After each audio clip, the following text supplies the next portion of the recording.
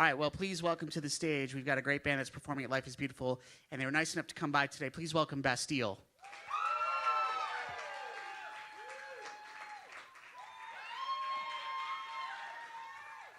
Welcome. Pull up a stool. Up. Can we get an AV guy? Hello. Check, check. Nope. Check, check. Chris, you up there? All right, he's coming. There you go. There you go. Fuck Hello. me. That's loud. Hello. Welcome, guys. Hello. Hi. Hello.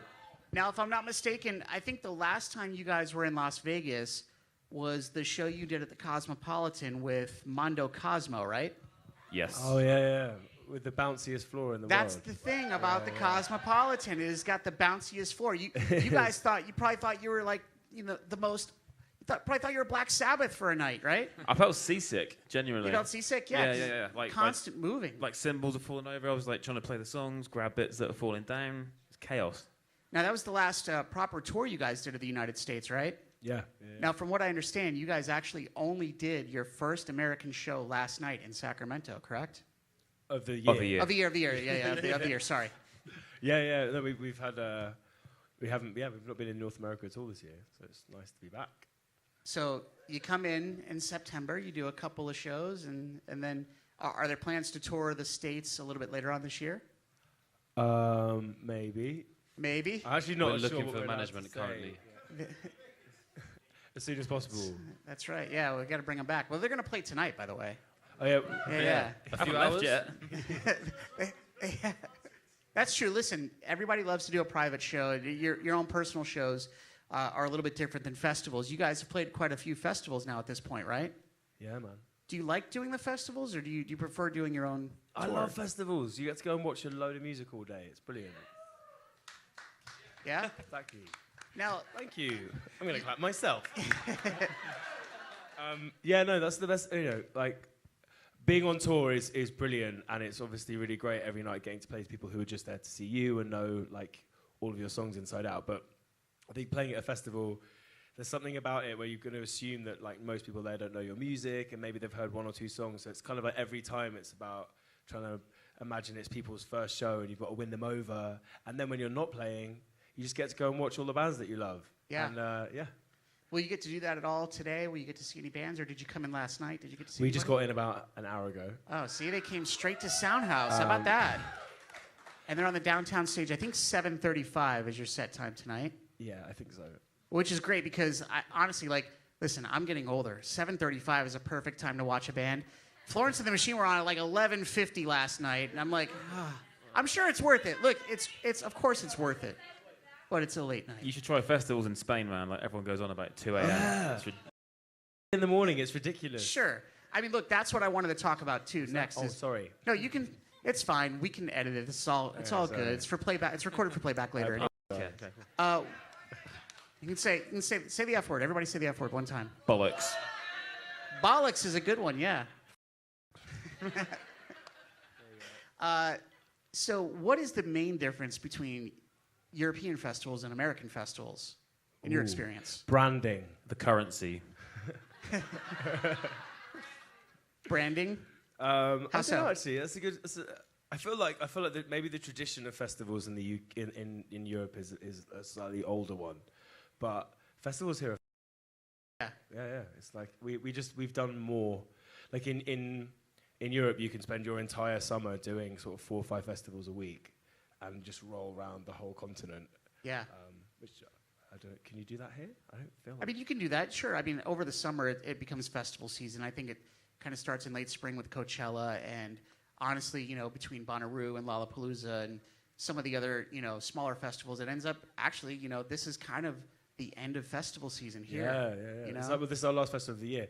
And the lineup at this festival is just really great. It's that we just got in and we're heading out straight after our show, but I was gutted to miss Florence and the Machine last night. How was it? Yeah. The best show so far until Bastille. Yeah, that's right. That's right. Yeah. Until Arcade Fire, right? Yeah. Arcade Fire was the other night, actually. Or no, they're tonight, right? Arcade Fire's tonight, right?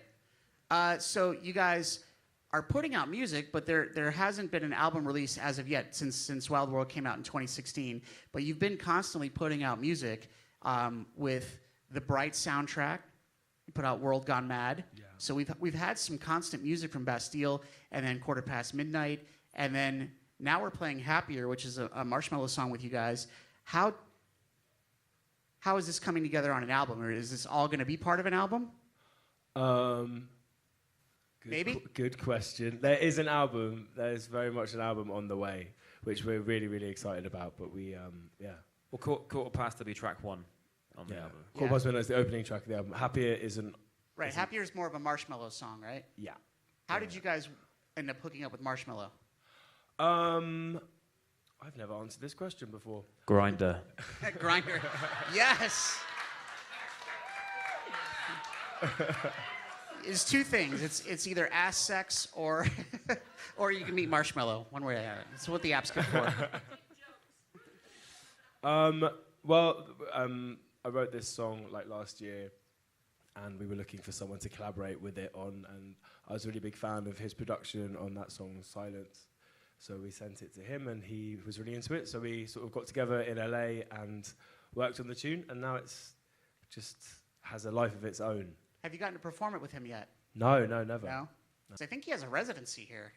You should make a phone call, text him. Yeah, Come on out, man. Let's do the show on Life is Beautiful with Bastille tonight. That's the song. Just call him up. Quick story about Marshmello really fast. I was at the Video Music Awards in New York City about a month ago, and I was standing next to him in the green room. That's right. Bossy Rossi knows some people. So I'm in the green room with him, and I was standing next to him, and I wanted to tell him that, X1075 was playing the song and that we really liked it.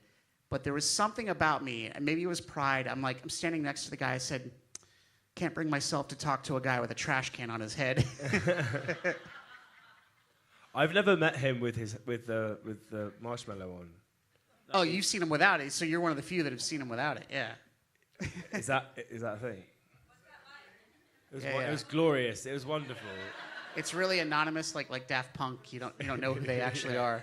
No, it doesn't. No, he's such a nice dude, and it's fun for us to get to do collaborations. We've always done mixtapes, got to work with sort of artists in slightly different worlds to us, but he's such a nice guy, and it's been really fun having this song out. Like it's like just burst into like worlds that our music would never normally be in. So it's been really fun. Well, you guys do a great job, and I know we said there is an album. It is coming at some point. Uh-huh. I would assume there's going to be a tour to support that album. I think so. Possibly. Yeah. You guys like playing live, right? Yeah, we love it so much. Now, with the album, did you produce it? Because you've produced all the albums, right?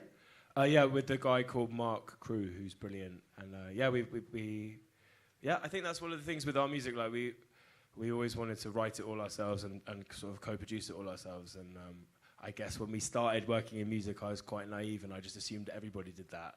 And it's been really interesting as time has gone on, and we meet people, and you realise that's not always the case. But it's just really fun. Like I love the production element. It's it's just part of the whole thing. But yeah, so we made this record. It's called Doom Days with Mark Crew, and we're very excited to put it out at some point. If you had to choose being behind the knobs or performing, what would you do? Because you're a great performer too. I love being able to share the whole experience with these guys. So I think definitely. Yeah. You guys get in your zone and you perform live, and like you said, you catch the Holy Ghost on stage. It's like a movement. I'd have spent most of my time like pulling stupid faces trying to put Will off, but very professional. Yeah. Has anybody asked you to produce another album for them? We've done bits and pieces. We got asked to do some writing and production with Tears for Fears a couple of years ago. So we did one track with them, but we had to finish off our album as well. So we did. It actually came out. It's good that everyone heard of it. Did really well. We did a song with them, and it was really fun for like a week. And it ended up going on. They did like another greatest hits recently that it went out on, I think, end of last year. But we would have done more, but we didn't have time. But they're amazing. I very much was in the room with them, being like, here with us. Yeah. Yeah, all of you are like,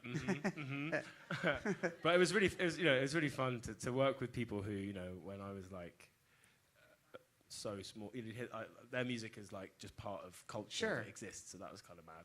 Absolutely. And you actually told them, you said, sorry, we'd love to do more, but we have our own album. We have man, but leave us alone. No, that's what managers exist for. Yeah, that's right. Yeah, they're the bad guys. Well, guys, thank you so much. The courageous way out. Thank you so much. We're so excited that you were able to fit us into your schedule and come by and be a part of this. You are what's considered to be a core artist at the alternative radio format and on X1075.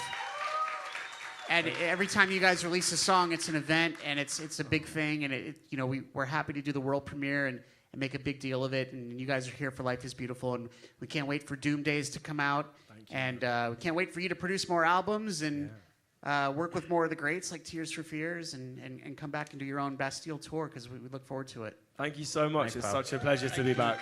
You guys, give it up for Bastille. Thank you.